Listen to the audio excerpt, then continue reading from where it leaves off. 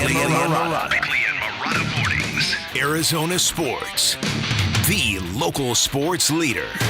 Bickley Blast. The Diamondbacks have been dealing with a lot of stuff. A decaying stadium, a bankrupt television partner, a trade deadline looming without definition, and until Tuesday night, they had a baseball team that was circling the drain. But for one night, they drew a line in the proverbial sand, and it was pretty freaking awesome. Their victory over the Braves wasn't just notable because it snapped a serious skid or because it was the first game produced and distributed by Major League Baseball. It's significant because the Diamondbacks offense seemed to will itself to life at a very critical time. The victory also gave you another glimpse of our own Corbin Carroll, one of our newest Valley stars, who ended up on third base after a triple, ended up on third base after a strikeout, and ended up on third base after a hit and 2 stolen bases. That is what his brand of stardom looks like, folks. And at their best,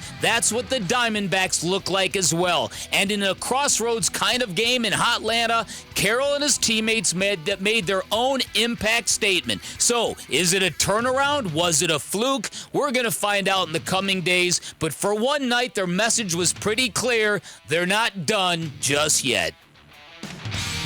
You look at the box score and you go all the way through it, and to come back, and again, the Braves would come back themselves in the game and take the lead on a home run by Riley in the 6th inning, 13-12. But then Canzone gets his first major league hit. We're going to have Dominic coming up a little bit later on this morning to tie the game up, and then Perdomo obviously with the double in the 9th inning. So again, just time and time again, when it looked like on several occasions the Braves were going to come away with the victory. The D-backs just the resolve over and over again to never say die, and right.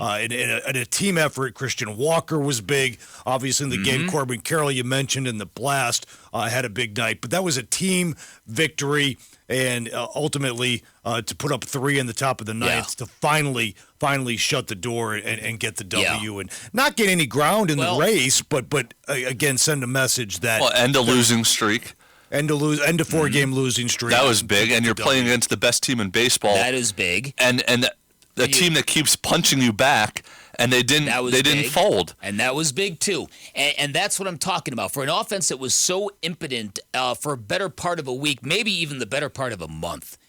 11-17 over the last 28, whatever it was. This is why last night's effort was so resoundingly important to me.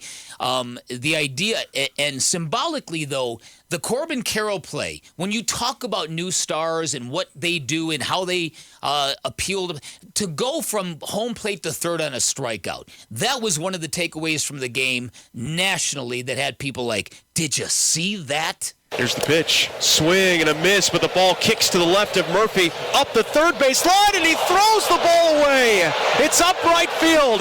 Now rounding third and trying to score is Ketel Marte, and Carroll gets to third on a strikeout and an E2.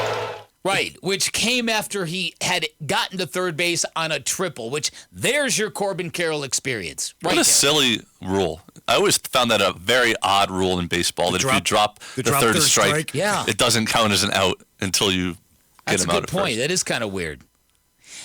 So Christian Walker, 4 for 44 coming into the game, had himself a night. Couple homers, lots of RBIs. His parents were in the building. I thought the bullpen, a couple of pieces of the bullpen were great. I thought Miguel Castro, Kevin Ginkel closed that thing out. They couldn't. The last 3 guys put up zeros. Last 3 guys put up zeros. Crazy scoring. Right, game. They calmed the whole game down.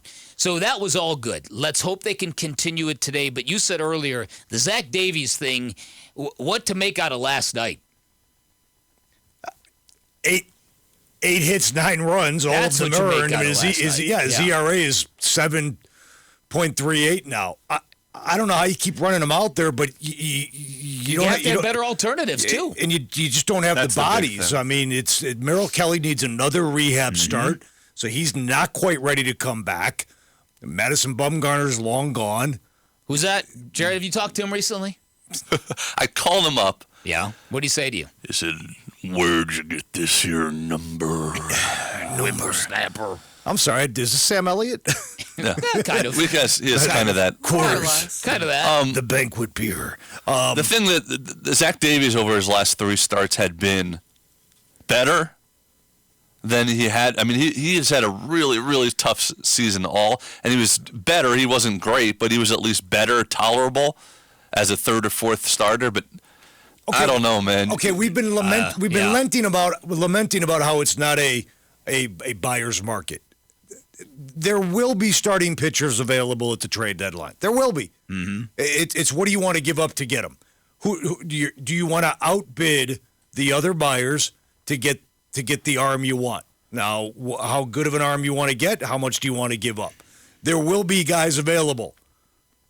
The great Luke Lipinski put a list out on Twitter last night. Hear that adjective? Well, the great Luke Lipinski. There's a rejoin they use from our very show when I say you're really devaluing. Stretching. Yeah, that's it. Yeah. You're devaluing the word great if you follow it by Luke Lipinski.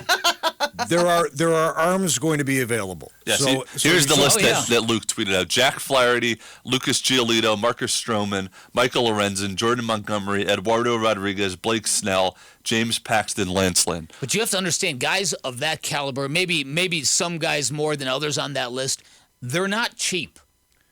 No, especially when there's, like you said, multiple teams bidding for them. Yes. Right, so how aggressive does Mike Hazen want to be? I mean, and if you have a few more games like last night, and in a week or so you're back on top of the division, then you get a little more aggressive. Yeah. With who you want to give up and who you want to get. Right. And we're talking about, obviously, Bick, right? The classic sliding scale. Yeah.